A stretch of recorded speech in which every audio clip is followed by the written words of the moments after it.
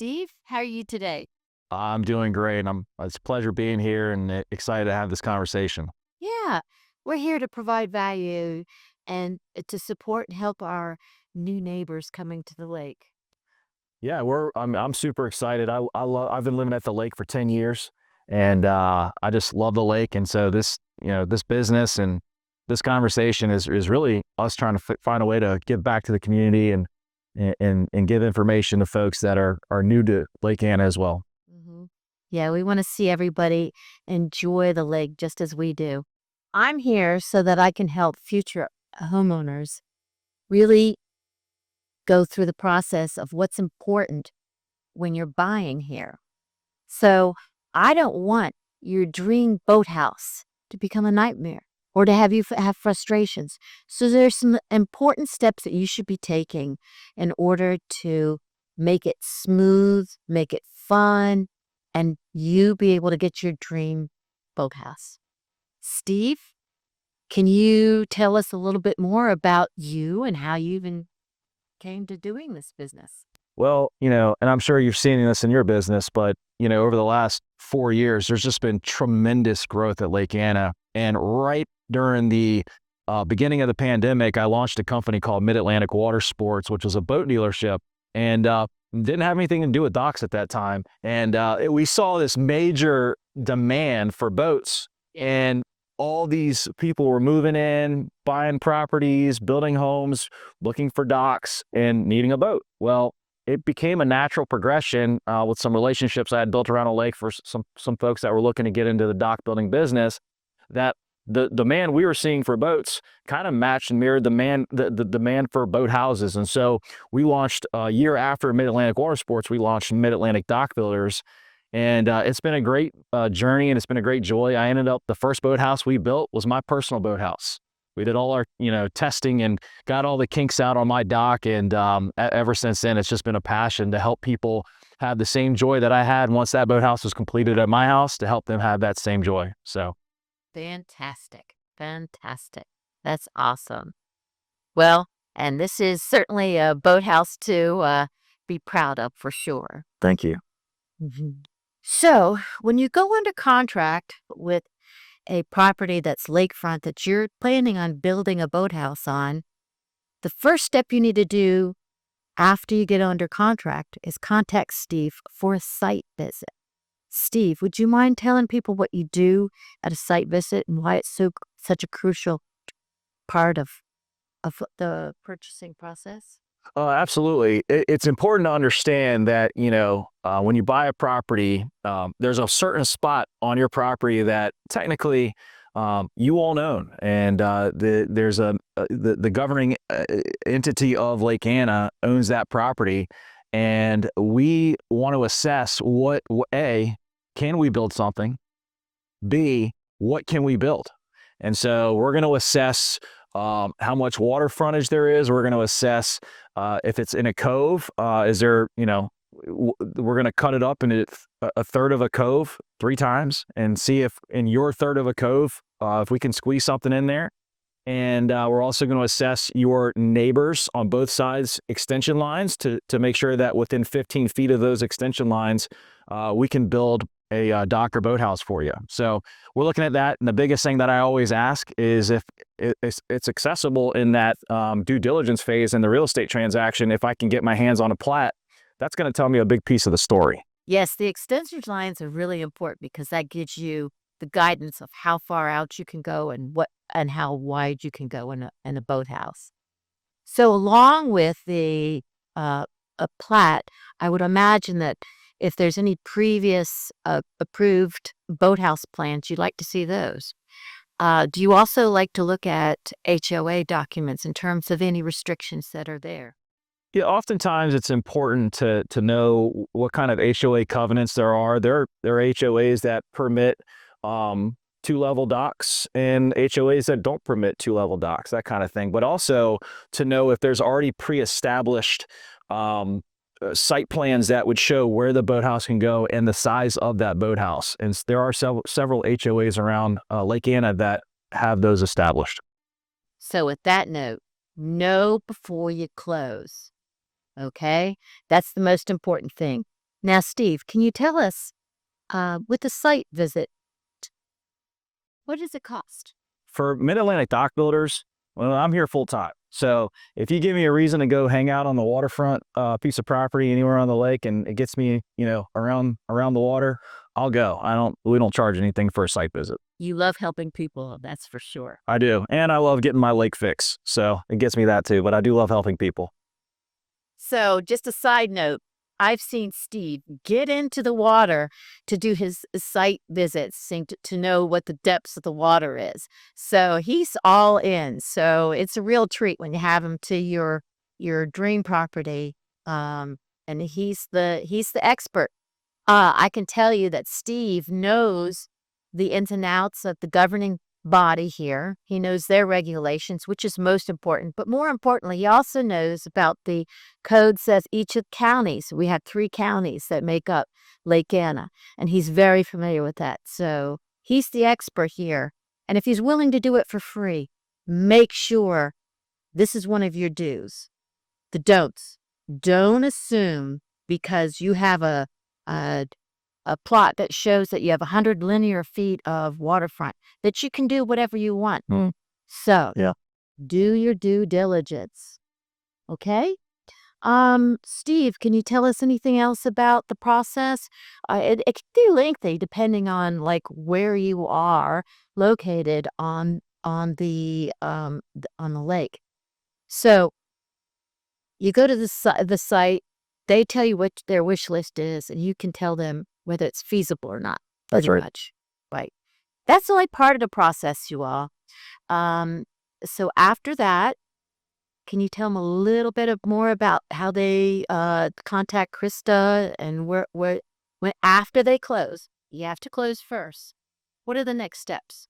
So it's important to understand that, once you close and you now want to start doing any sort of work on your shoreline, you got to have a construction and use agreement in place for that. So there's a process for that. You can reach out to Mid-Atlantic Dock Builders, and Christina will help you kind of learn the journey of being able to do any work on your shoreline. We'll help walk you through that process, but you got to have a construction and use agreement. And then from there, we'll take your site plan and your plat, and we can put together some proposed concepts and ideas on within the confines of what you can do, and help you have the dock of your dreams. That sounds wonderful. So, Steve, some of my clients have concerns about water depths. Can you go into a little bit more details about water depth? Yeah, depth is critical, obviously, because you got to be able to get your boat in and out, or your jet ski, or whatever you got. We are always looking for depth as a critical part of what can be done, and I advise, because the lake does fluctuate, not as much as a lot of other lakes throughout the U.S., but Lake Anna does have a tendency to fluctuate a little bit. So I advise folks to have a minimum of 3 to 4 feet of depth on the front of their boat slip and on the back of their boat slip. So the end of their dock, we're really trying to achieve at least 5 to 6 feet of depth. If we can get to 8, that's a grand slam. That's awesome. And believe it or not, you can have too much depth. You start getting into 15 to 20 feet of depth, it can become a little bit more problematic. There's going to be a little bit more movement in your dock. And so if we can achieve somewhere between 6 and 10 feet, that's what we're looking for. That's what we're looking for. Yeah. So, Steve, I'd like you to give us some examples of different docks that you've worked on that were fantastic or problematic, so that we can find out how to navigate those opportunities. I think a common scenario, because there's been a lot of growth at Lake Anna over the last couple of years, a common scenario and a perfect example was 6 months ago. A couple bought a house on the private side of the lake. It was tucked back in a cove, and they'd already closed on it at this point. So I went in there, and there were some challenges because, again, you can't take up more than a third of a cove. They were very close to where we could build to stay in that third, was very close to their neighbor's extension line. So at that point, I advised that and I got them in touch with several different options of surveyors they could call. And they got a surveyor out there, was able to put together a site plan for them using their plat, going out, taking measurements, and was able to let them know, hey, you're able to build a single slip dock with a small roof with a 12-inch overhang, and basically had to reverse engineer from there. So in that scenario, and sometimes I just call, we need to call for backup and get a surveyor out there. And we've run into that quite a bit. And we built their dock, and they're very happy with it, and they can get in and out. They're dealing with about 3.5 feet of depth on the front side of their boat. So unless there's been a major drought, they're usually pretty good to go. That's awesome. That's really fantastic. So could you also tell us what the building process is? How long does it normally take depending on county you're in, Right. how long does it take? Well, once we get a approval back from the power company, from there on the plans that we have, we submit it to the county, and depending on the county that you're in, can fluctuate in turnaround time on getting those plans back and what their needs are. And so from there, you typically we're in a position within 2 to 3 months that your dock is buildable. We have the documents we need to be able to build your dock. So, Steve, let's say the permitting is okay and you're ready to start. Can you tell us how long that process is? How long do those people have to wait to enjoy their new boathouse? Well, A, we know that they want to enjoy their boathouse, and B, they don't want us moving in with them, so they don't want us there forever. So typically, if they're doing a single slip boathouse, something pretty standard, it may only be a 3 or 4 week build. Something that's 2 or 3 slips can get into the 6-week time frame. Now, if you're dealing with a dock like this, it's a second level with a roof on the second level. We've had docks like this take up to 10 to 12 weeks. So Worth the wait. worth the wait, though. Absolutely worth the wait, for sure. Well, fantastic. Fantastic. So I'm talking to buyers right now. If you are looking at raw land to build your dream house and your dream boathouse, it's critical during your study period, and please give yourself at least 30 days because people are busy and it takes time to organize these things. It's just as important to contact Steve and have him do a site visit as it would be to have a house builder. It's really critical. Please don't miss this step. Don't just assume that because you have a waterfront property, you can do whatever you want. Take the step during your study period.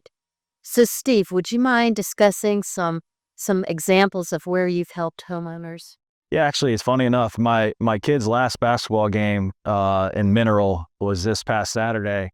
And on the way to the game, I got a call from a real estate agent that wanted me to go look at a piece of property just to see if it was possible to have a dock there on my way back from the game, because it's a small town, so I was able to pull up and pull into the neighborhood, walk down to the shoreline, take a look, and give a professional opinion. Now, I can't, will I stamp it and say that this is for sure 100%. I would say you need a surveyor for that, but was able to give a professional opinion and help advise that real estate agent on what they should probably be considering with their client. And so I do it all the time.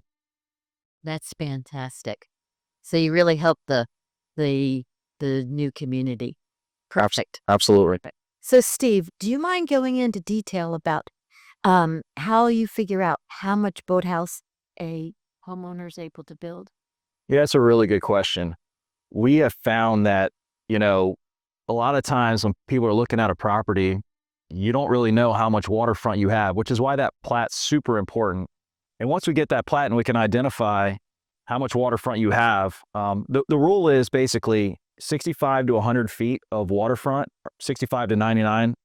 For every foot of waterfront you have, you can multiply that times 10. So, for example, if you have 80 feet of waterfront, you can build up to an 800 square foot structure over water.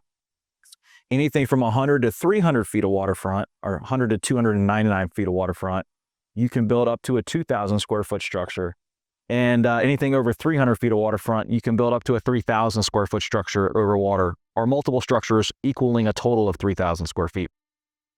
Crazy enough, I had a buddy of mine who was buying a property over on the private side in Rock Island and bought the house, sent me an idea of a boathouse he wanted. It was about 1,200 square feet, single slip dock.